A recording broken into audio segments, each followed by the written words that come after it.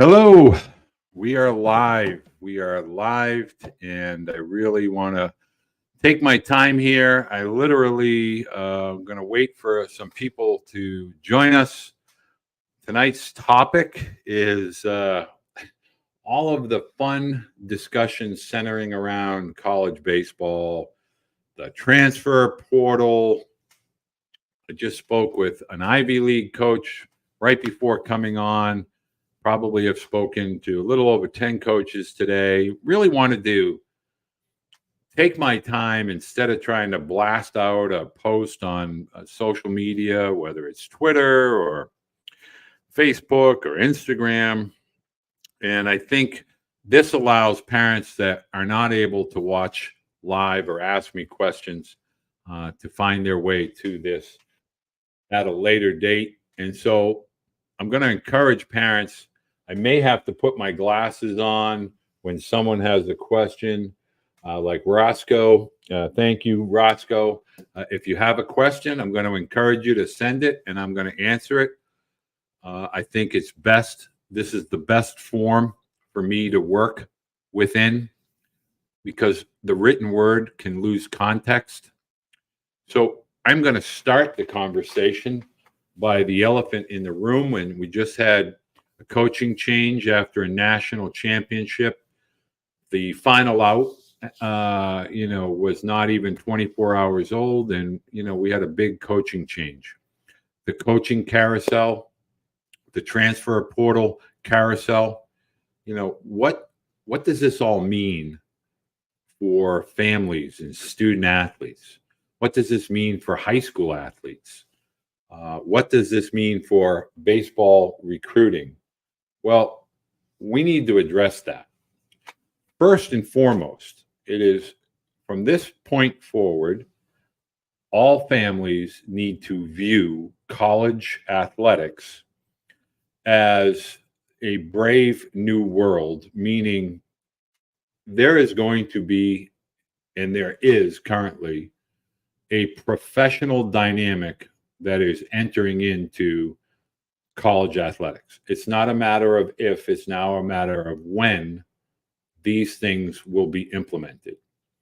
So the obvious start to this is we have Coach Schlossnagle, who I consider to be a very good friend. I'm not going to discuss his decision.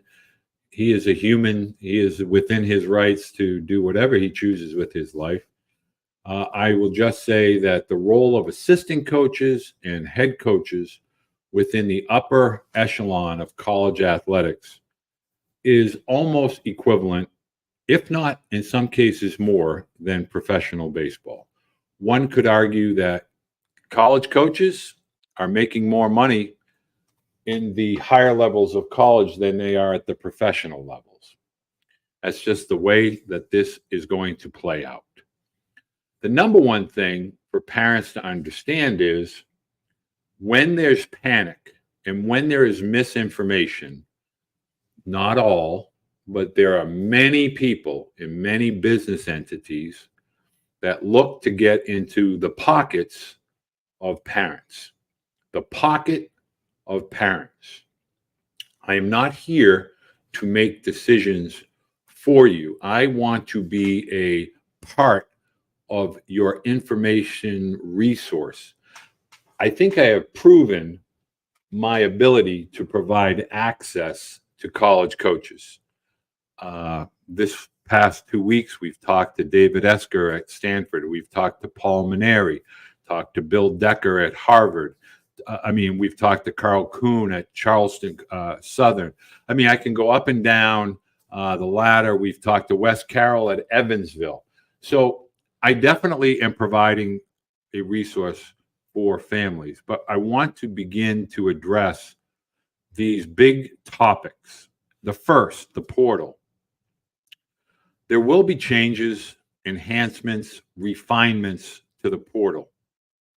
A few dates for you to keep in mind as it relates to this calendar year of 2024. The first is July 2nd. That is the deadline for student athletes to enter the transfer portal. They have to find a home before the school that they are hoping to attend starts classes. Now, generally that's the middle or the end of August, but that will vary. But another date that we need to be aware of from a baseball perspective is the Major League Draft deadline to sign, which I believe is in 23rd of July. And so after the 23rd of July, college coaches are going to know what players have chosen not to come to school, also choosing not to come back to school and to sign. And then those players that got drafted and are choosing not to sign that they thought they were going to lose. So that's going to give them a clearer understanding of their roster. So those are dates within the portal. We are seeing a large number over the last week of college athletes entering the portal. This is going to continue. There are going to be additions to the portal over the next 72 hours and even beyond into that July 2nd deadline. The next topic I want to broach with families is talking with college coaches. They are talking about, and when they join me on the show or they talk to me in person, and you've heard college coaches talk about this, talking about the rosters being older. And when you hear coaches talking about rosters being older, that is going to give way to this tsunami of postgraduate baseball-centric academies. And I've said this now for the last month, and I'll continue to say it. This is my personal opinion. Parents and student athletes have to make a firm decision on what rabbit they want to chase. If you're chasing a baseball rabbit, you're going to, at the end of the day, you're going to end up in a place that's going to be very dark and lonely. Baseball is going to end, whether it be at the end of high school or the end of college, for 98% of all young boys, girls that play the sport of baseball. These baseball academies are going to push, and I see companies like Driveline. I see other companies. I also see large travel baseball franchises creating baseball academies. And these are to help your student athlete become a better baseball player. They are not really there to help become a better student, a better, more aware student athlete with regard to time management skills, mental health, mental awareness, mental strength development, things of that nature. They're there so that parents will pay for strength and conditioning, baseball skill set / lessons. I'm very apprehensive and very skeptical of that model. It's going to make a lot of people a lot of money. One has to take a look at, now you have perfect game. Do you have an advisor? Check yes or no. These people are going to come after you because they're going to prey upon parents and student athletes that are going to be told, college coaches want older, bigger players. You need to come here for 1 or 2 years and get bigger and stronger, and we'll help you do that. And then we're just going to throw you to the wolves of college baseball.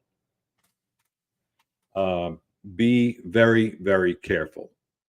College baseball is a part of your college experience for the really top 2%. And that's a factual number. I'm not pulling that out of the air.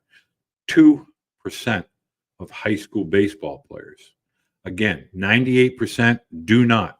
2% play Division I baseball. And of that 2%, a fraction of a percent will be able to participate in this new professional division that I feel will consist of about approximately 80 college programs. That will leave approximately 220 programs. Some may stay at the Division I AA level. Some may go down to Division III. There are going to be changes. We need to allow those changes to be implemented. But what we should not be chasing as a collective whole is the path that has been traveled in the past.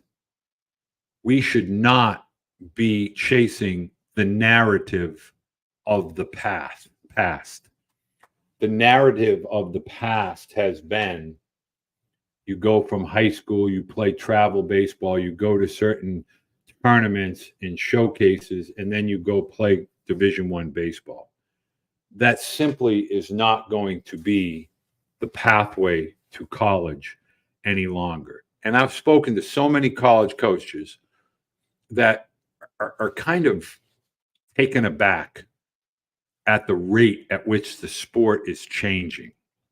So what you need to understand is with the old narrative no longer being applicable, there needs to be a new focus on your preparation earlier in your process, understanding the value of strength and conditioning training at younger ages.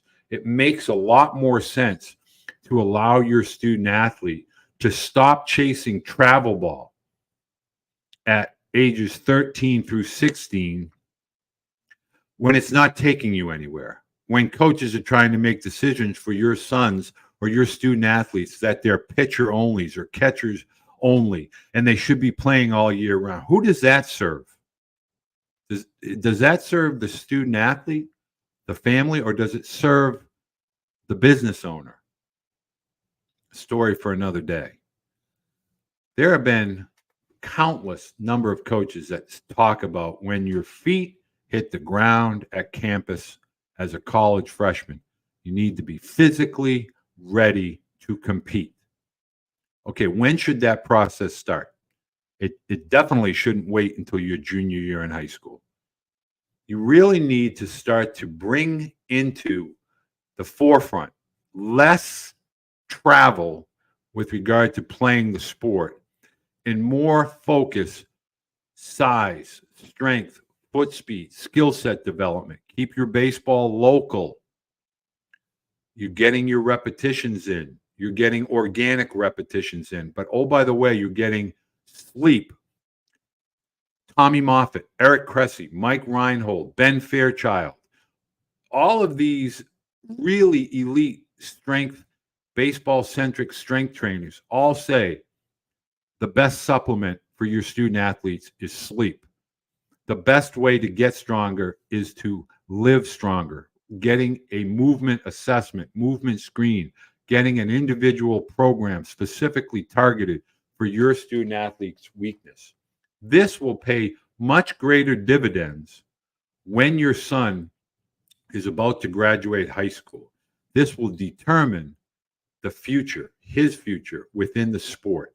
Is he prepared to play at that next level? The next topic that I get asked about repeatedly is the role of JUCO, NCAA Divisions 3 and 2, mid-majors in Division 1. UConn Huskies, super regional participant. Boston College, Duke, UVA, UNC. These are powerful Division I baseball programs. What do they have in common? They all had an NCAA Division III, former Division III athlete on their roster. Division III is academic focused with baseball as a part of the experience. We need to begin to look at how the game is filling roster spots. They no longer are bringing in a majority of high school student athletes. They are bringing in predominantly older, seasoned athletes with a resume from lower levels of college baseball. And the term is plug and play. An athlete that they can plug and play. And I think parents need to really understand that there is no linear path, there is no straight line from high school to college. We need to stop panicking, stop being underinformed, and really begin to seek awareness, guidance, education, information. And we need to listen to the coaches and the resources that they provide to allow our student athletes the opportunity to live their dream. Now, there are two words I'm going to discuss today because they run rampant among social media. The first word is development. You know, I always hear about development. We want to bring athletes in, we want to develop. But athletes have not been receptive or open to what development means at the college level. I had a great conversation today with a coach that I have known for well over 17 years, highly respected coach, been around for a very, very long time. And he said, "Well, I'm going to tell you what the biggest hurdle is for high school student athletes to come into college baseball. It's not constructive criticism. It's constructive coaching. As soon as the volume gets turned up, they tune out. Everyone has a personal coach that they pay. Everybody chooses a travel ball program that they pay. When they come to college, it's competitive. Can't pay me any more money. I am compensated by the school. My responsibility is to put a program and put a team between the lines that is an accurate representation of our university, that knows how to compete and competes as a we, plural versus singular. We have to understand as parents, because the industry at the younger levels, the rankings, the subscriptions that parents pay, that opens doors to showcases, the lessons that we pay, people that we assume are going to make our athletes better. But what if they're really not making our athletes better prepared for college? Every one of these various instruction-based companies, and I've worked with a whole bunch of them, some are very singular focused. They have a method, they have a training tool, they have a training system, and it's their way or the highway. You're either one of their guys or you're on the outside. That's not going to work in college. College is a collection of individual student athletes that come together, they figure out a bond, they collectively are working towards one goal, and they are very celebratory in each other's successes, not just their own. One look at social media and we look at athletes, they post, today I was 5 for 5. Today I went 5 innings. I struck out 11. I was 88, 89. Me. Did your team win? Did you put that in the post? You see, in college, they do not care about your yesterday. They do not care about your mythical weekend World Series or your week-long national tournament. They don't care. What they care about is their conference, their university, and getting into a NCAA sanctioned real big boy regional, super regional, and World Series.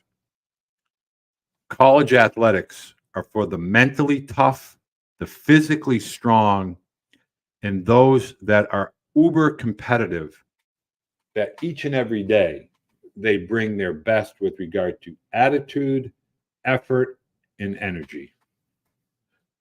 Everybody has a bad day.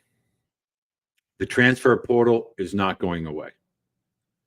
The abundance of baseball academies are coming for your money. They want to tell you that they are going to prepare your student athlete for college baseball. But if we listen to the college coaches, they're telling us, I want players that are prepared to be part of the we, that want to be coached, that want to be part of a program. They're not looking for at-bats the minute that they show up. They're going to compete for at-bats. This particular summer, and I've asked the parents to come on, but they're very hesitant because they're very private people.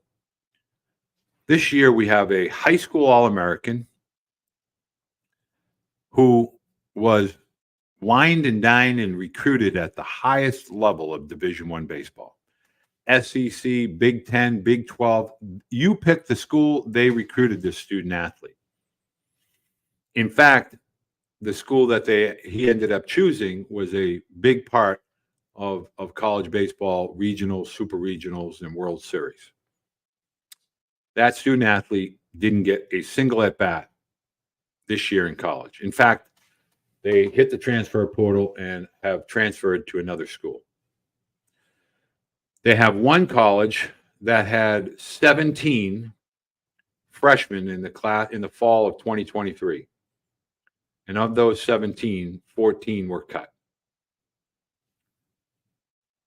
What I need parents to begin to understand is, even if your son is being recruited presently, even if your son is absolutely committed to a Division I or II or III school, what is being done to prepare to be a college student athlete? Who is helping prepare your student athlete to be a college caliber student athlete? Are you sure that that school is the right school for your student athlete? Because in today's world, coaches can change like that. The coach you think that's going to be there for the next 5 to 10 years could be gone tomorrow, because now college programs are going to be run like a professional program. Going to have general managers that are going to become director of athletic operations.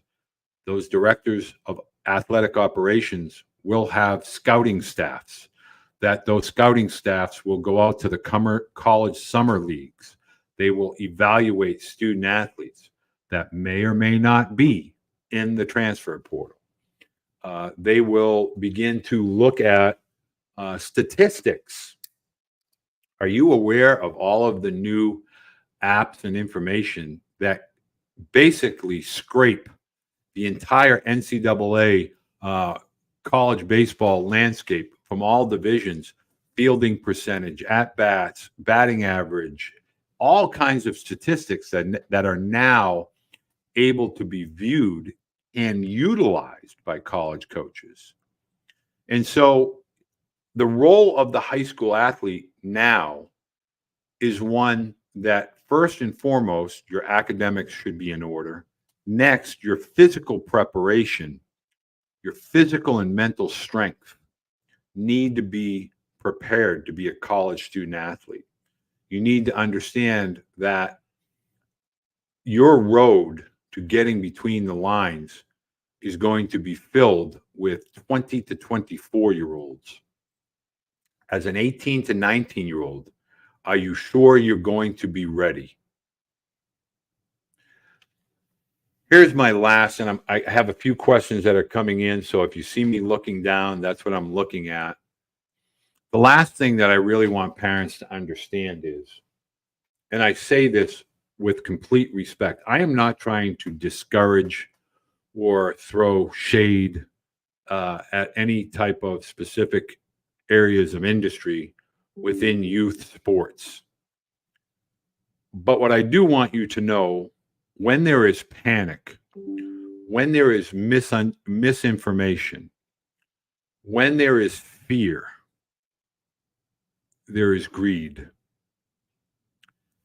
Greed is often all about money.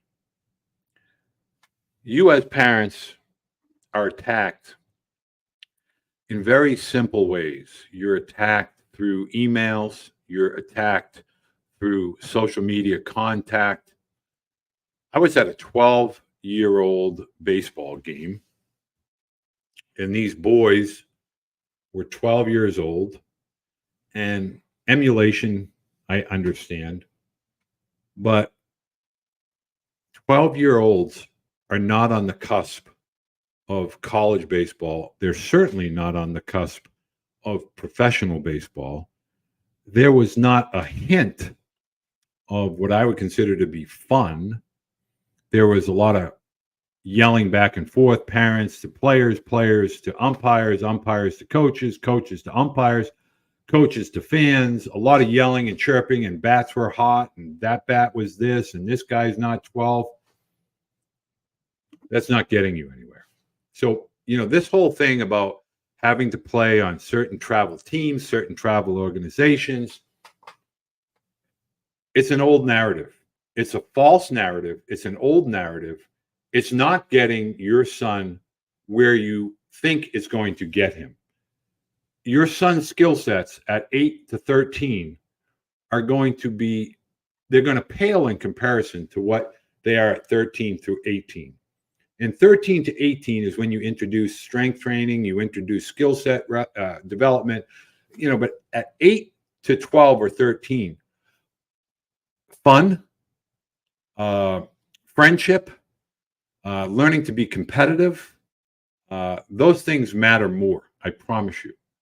Trying to be ranked, trying to be told that you need to be ranked or play for a more competitive team, it's not the answer to your future destination.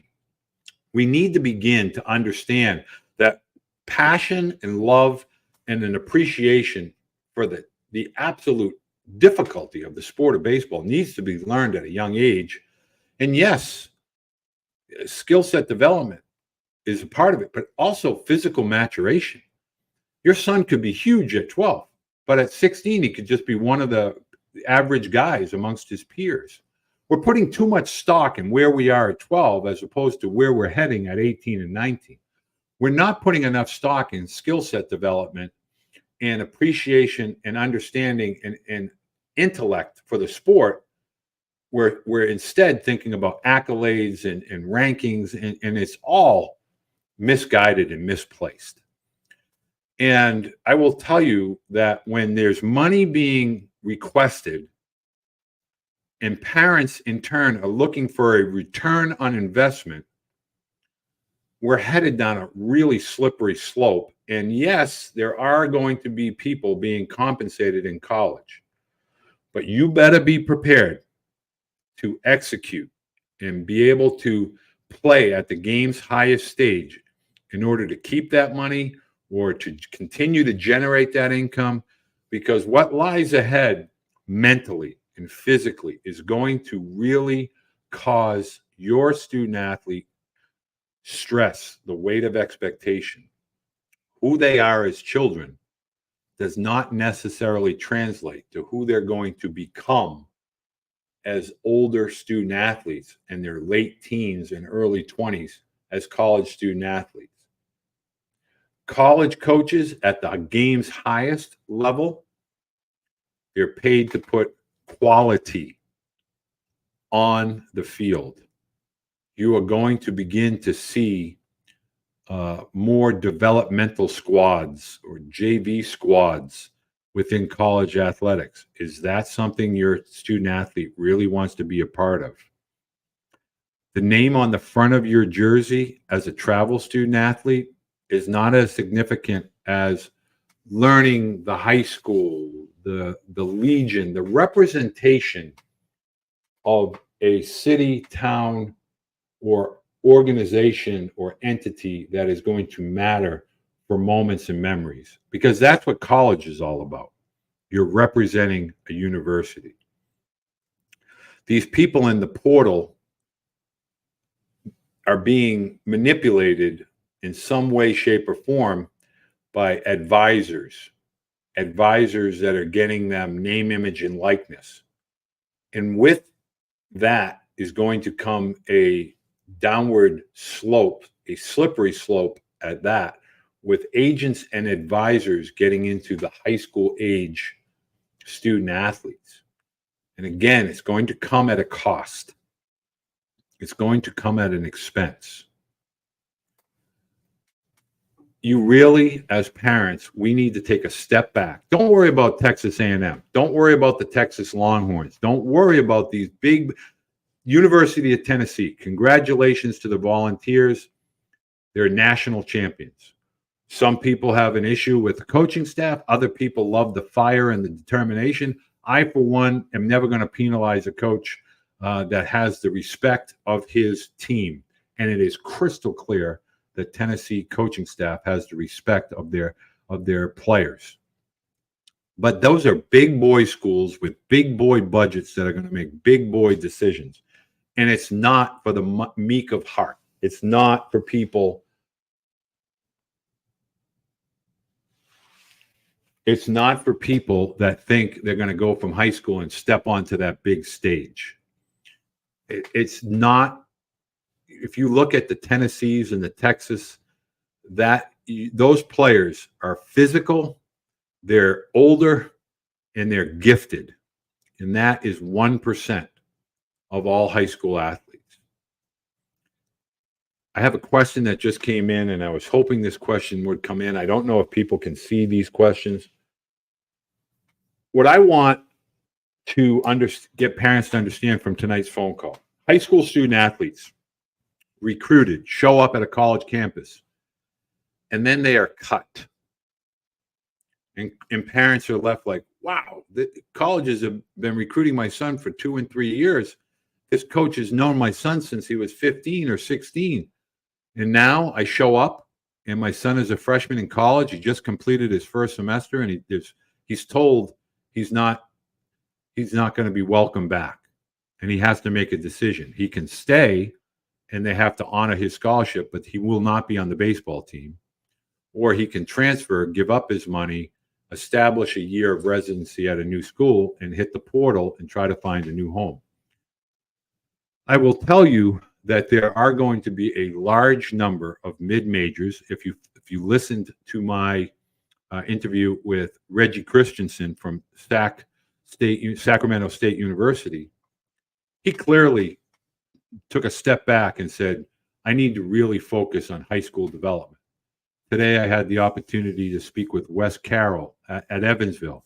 Wes has been there for 16 years, was in a super regional this year against Tennessee and came up 1 win short of Omaha. He spoke about really focused in on finding high school athletes that wanted to be part of a developmental kind of role and grow within the university. My point there is high school athletes need to go into a college setting with patience, with physical skill sets, and mental strength, mental tenacity. That's what coaches are looking for. If you show up on a college campus as a high school athlete and you're 6'1", 170, 165, you're not ready for college athletics. I don't know how many more college coaches have to say the average college athlete is 5'11", 190, 195, in some cases 6'1", 210, 205. It's a coach played by men. It's a sport played by men, coached by men, umpired by men. We need to be more aware of what these coaches are saying. But the reality is that college coaches are going to cut and make changes both in the fall during an exit meeting after the completion of the fall semester. They're going to bring in JUCO transfers. They're going to bring in physically ready, prepared players for the upcoming season. They're going to cut players in the spring. Coaches have to manipulate rosters. It's part of their job. They have to make difficult decisions. It's our job as parents and as student athletes to force them to keep us and to make us better, to show up physically prepared, to show up with the right mindset. We are not guaranteed as parents that our children will play the minute their feet hit campus. They're given the opportunity to compete. As parents, are we preparing our student athlete for truly what lies ahead? Does travel baseball truly prepare? Ask yourself this question. During the course of the season, are you playing more games than you're practicing and bringing your skill sets up? In other words, are you playing the vast majority of the summer and not really working on your craft? Is that what travel ball is supposed to be about? Are you supposed to go from high school ball right to summer ball and have no more practices? High school pitchers, do you understand progression? If you were a sophomore in high school, you're a junior this year, and you went from 20 innings your sophomore year at the varsity level to 60 or 65 in the spring, are you going to really try to pitch another 20 or 30 in the summer? That's 100 innings. I mean, there's a threshold. Are you still getting in your strength training? Are you still getting in your sleep schedule? Are you still getting in your nutrition and your hydration? In other words, if you truly aspire to play at college, don't tell me that the coaches are bad and that the coaches have no loyalty. The coaches are paid and compensated to put a quality team between the lines. That's what they're compensated. That's what they're paid to do. And if your son or student athlete does not show up to prepared to do that, it's not the college coach's fault. It is incumbent upon the family and the student athlete to prepare. You know, if you're a high school athlete, what are you doing every day to get better? What are you doing to prepare to be a college athlete? Okay, Division III schools. I just did a great video on Division III schools. I was a former Division III head coach. I'm going to tell parents the worst kept secret. If you look at UConn and the schools I alluded to earlier, they're academic centric. And while they do not give out athletic scholarships, they do give out grant money, merit money, aid, Pell grants, presidential grants, academic grants. They don't use scholarship, but it is non-repayable loans. It is money you will never pay back. It is essentially a scholarship. What I want parents to understand is in the Northeast, Division III baseball is alive and well. It's a very, very high level of baseball. I don't know if you've ever heard of the NESCAT, Bates, Bowdoin, Amherst, Tufts, schools like Salve Regina, Endicott, Wheaton, Easton, Connecticut. Eastern Connecticut, a few years ago, won a Division III national championship, largely due to Division I athletes that transferred down to Division III. This year, the University of Connecticut was in the super regionals against Florida State, and they had 7 former Division III athletes. It's time for parents to understand Division III baseball. If we talk about students, most students out of high school look to go 3 to 5 hours away from high school. That's a statistic that College Baseball Insights shares with parents. And that's due to access, train, bus, driving, occasional flight, but they generally go between 3 and 5 hours. Division III baseball lacks the depth of Division I baseball, but not the talent. Division III baseball tends to recruit later on in the recruiting cycle. They tend to wait for student athletes to get into their rising senior summer, much like the Ivy and Patriot Leagues at the Division I level, the more academic-centric schools, and then they get aggressive with their recruiting. As a parent, do not just run to JUCO because you're told that is the gateway to Division I baseball. That is a false narrative. You can go from Division III, Division II, NAIA, JUCO to Division I. You can go from Division I to Division III. Number one thing to understand is trade athletic ability for academic excellence. I've lived that. I've walked that. I mean, I did that with both my boys. I am uneducated in the eyes of the world. I do not have a college degree. I was drafted out of high school. I played 1 minor league game a week. I hit $150. I got 4 at-bats every Saturday. We had Sundays off, and I played one short season and then released. Couldn't go back to college. In today's world, I try to get parents to understand if we leverage talent, athletic ability for academic excellence, and we seek out real post-grad opportunities, the Salisbury School, Avon Old Farms, Phillips Andover, Phillips Exeter, Cheshire, Winchton School, the Salisbury School. Those types of schools are elite academic institutions that have been around for centuries. And then we try to go into these elite academic institutions that give us a great college experience, collective experience as a whole. The campus, the community, the student body, the faculty, and obviously the athletics. You know, I really want parents to understand it's time to take a step back. It begins with self-awareness, self-assessment. Get a real evaluation of your son.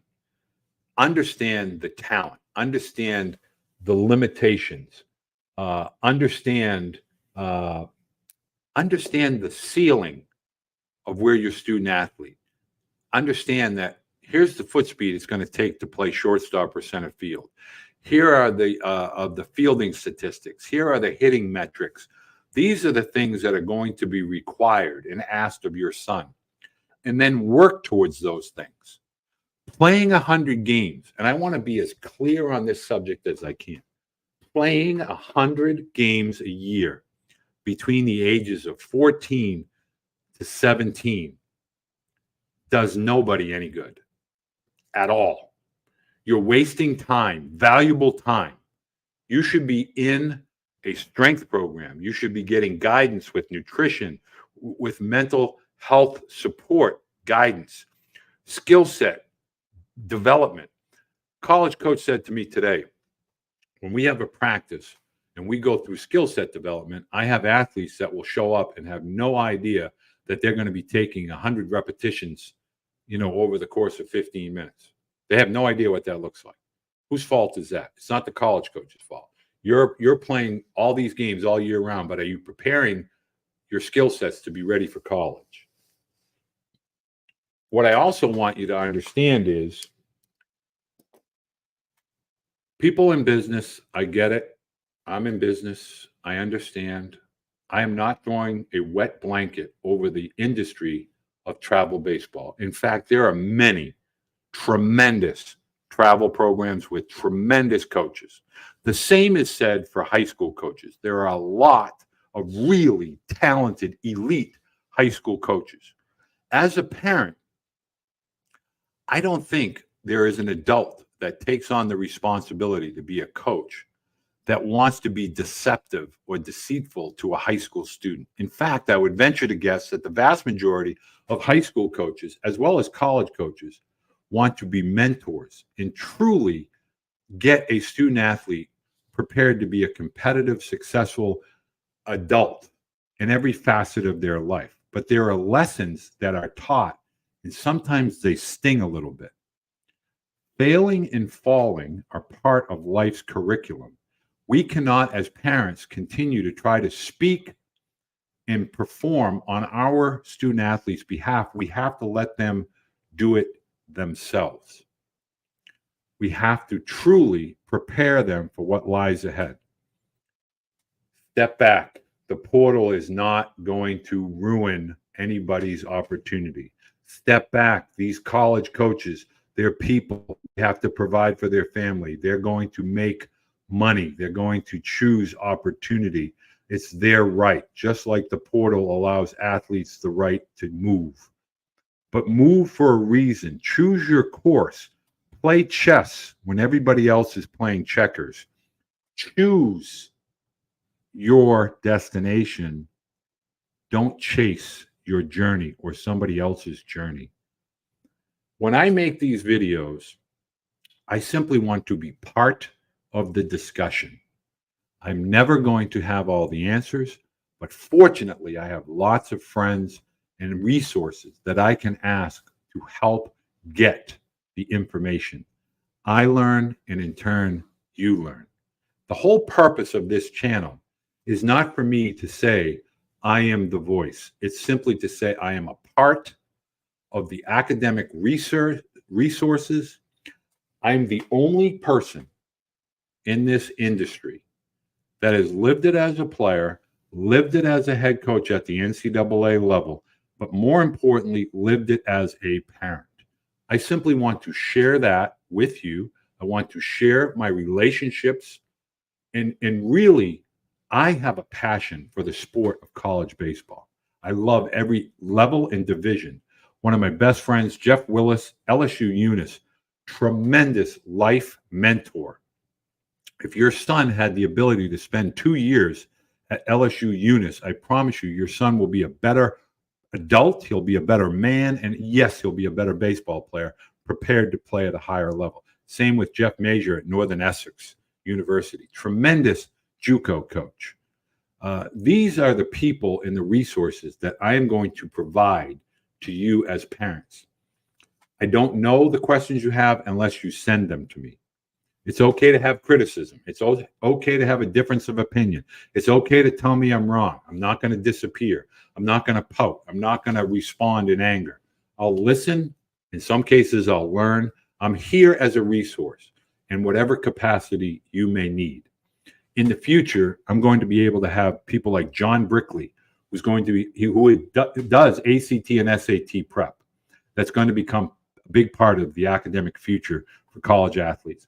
Also going to have coaches that work with catchers, pitchers, infielders, outfielders.